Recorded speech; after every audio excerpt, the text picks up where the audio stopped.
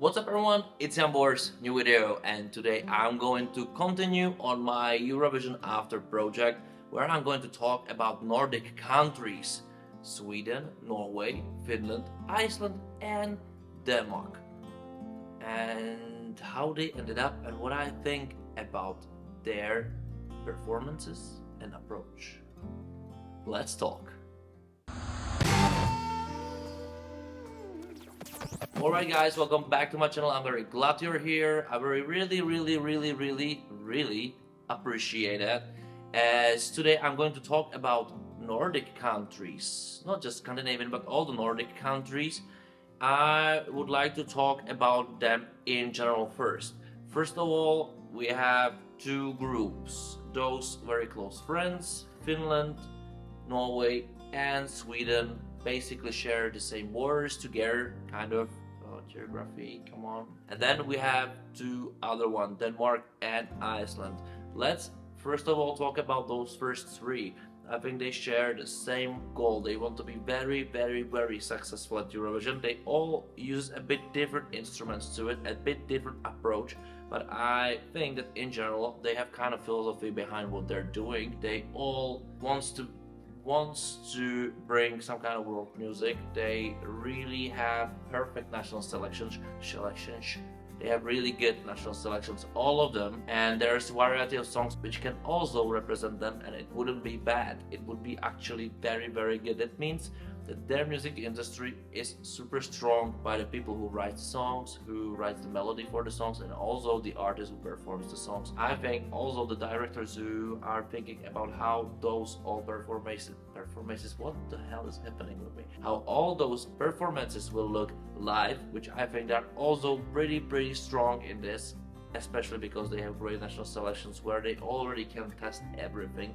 They can afford everything, so sometimes even the bigger scale international selection must be a bit shortened down, kind of simplified for Eurovision, which doesn't matter because they are doing great job.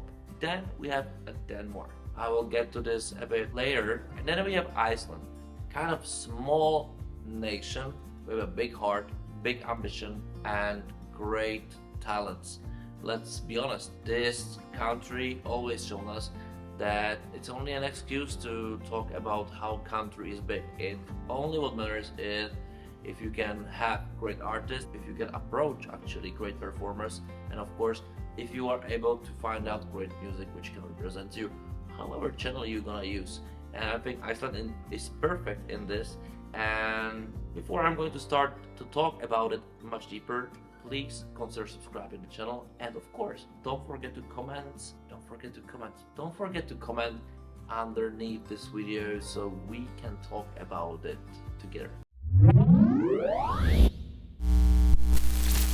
So the Iceland this year was represented by Delia and her song Power, drum and bass song, very classical drum and bass song. I would say lovely. I really liked it, decent song. On the other hand, it's not a genre for everyone nowadays. It's kind of one of those dead genres, very specific, very not current, but it doesn't matter. It won the national selection, and when I heard it in the national selection, I said, okay, her performing skills are exceptional.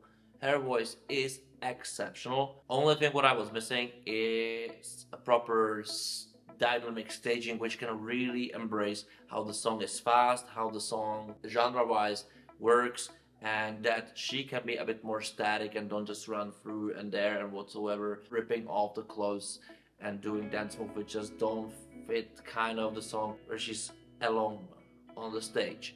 Let's say they replicate the same thing what they did in the national selection with much better graphics at Eurovision. Actually, it kind of worked visually, but in my opinion the tempo was still missing and they didn't use the camera properly. And what I would say is that, and that's why I think it killed it for the audience, was how it was edited. It just slowed down the whole song. The cinematography of it just was slow. There was so nice effects all over, you know, the light beams were supporting the primal drum and bass beat, but it wasn't enough. It wasn't, you couldn't just feel it. I think there was only one part at the end of the song where you could feel the song living around, that when she hit the floor, but that was basically it.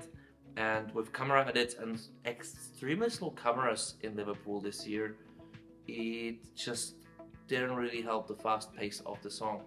Anyway, what I'm pretty sure that this is one of the songs which was completely killed, and why it didn't reach the finals was because the juries were absent in the semifinals, because they would appreciate her perfect singing, her really great performance. Delia was a great performer. She definitely suffered from this rule a lot, and I think we all agree this is not a good decision for Eurovision, or we all agree. Who agrees with me, write me in the comments below. Who doesn't agree with me, write me in the comments below. But I really believe that this was the perfect example of how the great performer with an, let's say, decent song and decent staging can be killed by public, where it will be very saved by juries, because they can appreciate that somebody has such skills, which I think is always a combination non-existing in semifinals anymore. A mistake.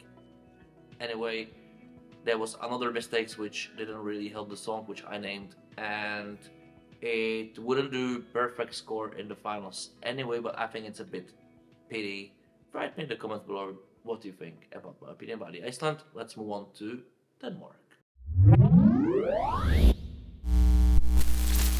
Denmark, for me, it's a huge mystery. Let's be honest, I don't get what those guys are doing from kind of... But on the other hand, what I can appreciate is that they're sending something which is local, which happened in Denmark, probably very supporting the music community in Denmark also, but it's not enough, and I'm not sure how this is possible. I didn't follow the national selection this year, so I'm not sure if there were better songs. This song this year from Riley, Breaking My Heart, it wasn't a bad song. Let's be honest, in headphones it sounds quite good, maybe a lot generic, but somehow it's cool, fresh. When you're probably very young, you can feel that this is something what we listened when it was 90s and we were listening Backstreet Boys. I think it's similar methodology, let's say, from the music. It doesn't change that much. Of course, the sound is different, but you know, the principle can be the same, kind of inclusive also. But I think, and that's what I don't get, when you have such a huge national selection, why sending artists who has a problem with live performing? There was a lot of auto-tunes or this back vocal halo creating thing. I don't know technically how it sounds, what it is, but this whole effect, it just shown how Riley is simply not really perfect artist for the live performances.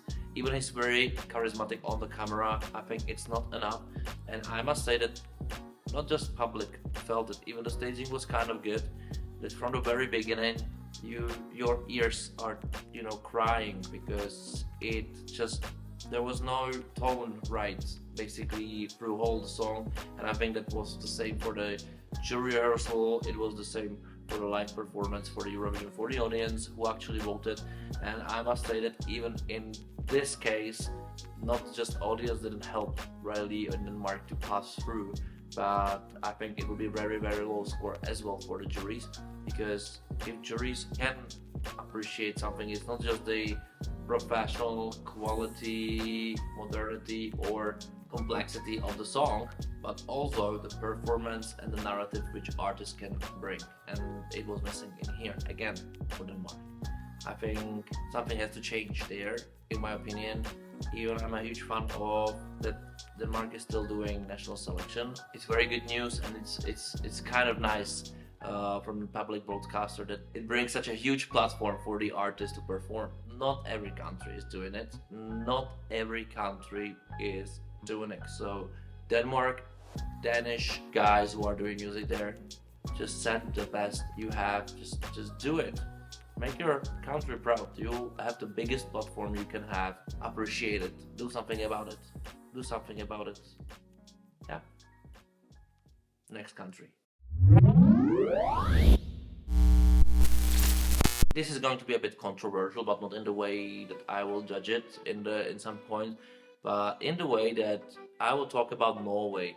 And first of all, Norway has one of the best national selections every single year with a huge palette of music, great variety of artists. All of them mostly can sing perfectly, and it's very hard to choose who's the best in my opinion. But on the other hand, they always send something after national selection, whatever rule it has, which is more pop, narrates, public working songs, which they are perfect in this targeting the mainstream viewer, mainstream audience, mainstream song, mainstream sound, mainstream music. But on the other hand, from the professional point of view, they're sending something which is kind of simple, kind of, how's it called, like yelling for attention or screaming for attention, something which wants to prove you that it's better than it is. And in my opinion, this is something which causes the differences, and it's not the first time when there is a jury votes much lower than the public vote. And also, this song is one of the top 3 songs, or maybe top 4 songs, still listened on Spotify, one of the most successful songs this Eurovision has. So there is something huge about it from a mainstream perspective. But also there was something very huge missing from the professional perspective of the song. It just wasn't it. And I think we already felt it with the Czech jury, which was based only on professional people from music industry in Czech Republic, that this is not the song for us. For some reason, there were better options, but also the public say, no, this is it. And in my opinion, this is not wrong. If you want to win the contest, this is wrong. But if you want to support your music industry, you are actually doing the right way. Okay, you want some things which maybe will be the legendary songs, but also you are bringing success, and to winning MGP in Norway means success, which is also a victory. But did they do something wrong? No, it was one of the best stagings. I can appreciate how they do the stagings. Alessandra was singing basically almost flawlessly, maybe too much back vocals was there that sometimes you'd see like, did she really sang it or not? But nothing really wrong. It was very powerful, very confident performance. Not so many effects used, mostly lights, which I think was much better for this stage in Liverpool than using LED screens, which didn't work perfectly, I would say, in the way how boxy it was. And also the dynamics of the edits was one of the best in the whole Eurovision, which I don't really know why not many countries used the technology, but they didn't. And there was nothing to say, only this, that the song from professional perspective was weaker, much weaker than the others. But maybe the topic of it wasn't that interesting. Maybe the rhythm, the dancing tracks are not very popular among professionals. I think this is definitely one of the reasons, but the rest worked. And Norway's on a good track. I know they really would like to get rid of juries, or lower the power of juries, because this is what they send every single year, and they're not successful as they want to be. Even they were 5th, come on, it's super successful, but they feel this is something they cannot somehow reach, touch. So I understand why they want to change it, even though I'm on the other part of the barricade where I would actually give the juries a bigger power, kind of. I like the 50-50 also. Even this Eurovision is not the 50-50 anymore, because you have one more country, rest of the world, judging also. So let's see, but I would say Norway is doing success every single year, and this is one of the country which can be a good leading example how to do Eurovision, how to approach it. And the other very good example of how to approach Eurovision, how to approach music industry, I said music industry, I meant television industry and music industry, of course, and how to all combine it into one working body is Finland. Come on, this country, this television made greatly huge progress after that route, creating this national selection with super modern technology, with awesome artists approached, awesome artists performed, awesome television. And I think this is something I would really like to have in Czech Republic. This is where I already wanted to be with Czech Republic, but of course it didn't happen, kind of, in the way of how they do their domestic selection. I really like it, I really adore it. It's complex, it's not so huge, but it's not so small.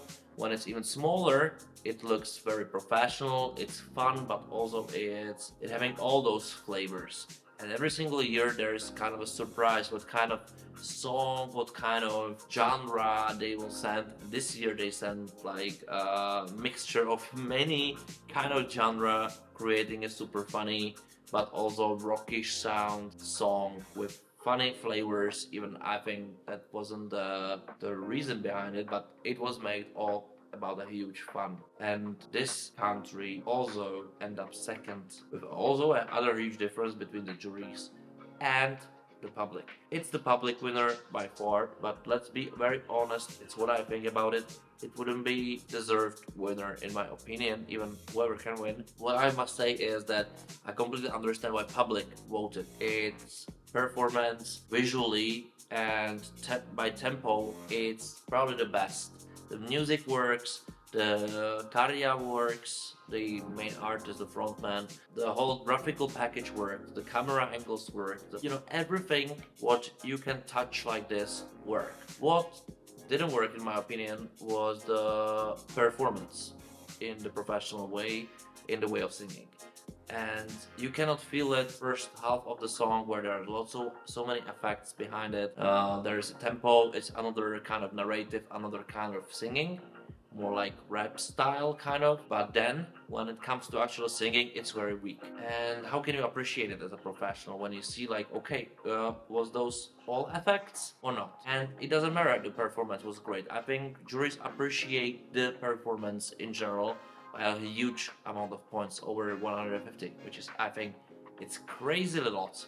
It's crazy a lot, but the public also got it, and we have this disproportion, but I think deserved disproportion, which created second place. Come on, I think this is phenomenal. And also, Karja and the song Cha Cha Cha is the second most streamed song so far at Eurovision, and it still works. Even the numbers after the Eurovision is lowering, it's still perfect result. And I think for Karja's career, come on, it's great. And the Finland can say like, okay guys, you can do whatever songs you do, whatever genre you want to do. We are here for you, send us the best things.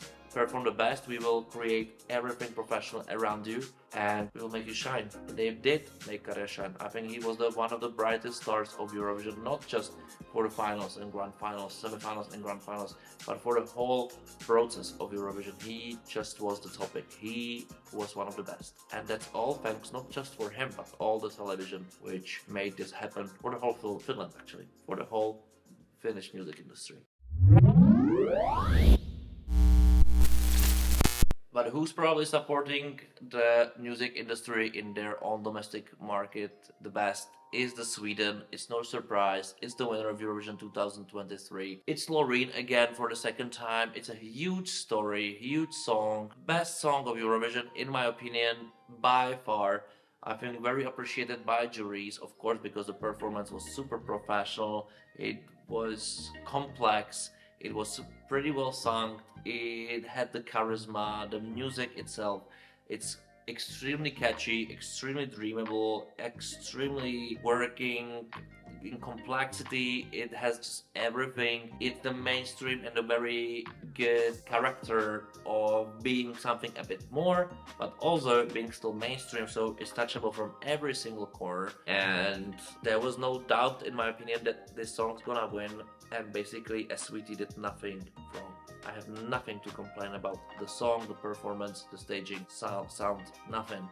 It worked, the whole story worked. Why I think it's a deserved winner also, well, it's winning even after Eurovision by far. It has over 2 million streams every single day when everybody else dropped below 1 million, which is still good, but this song didn't drop. Actually, it's rising. It's still always around those 2 million. It can be actually one of the most successful songs of Eurovision ever.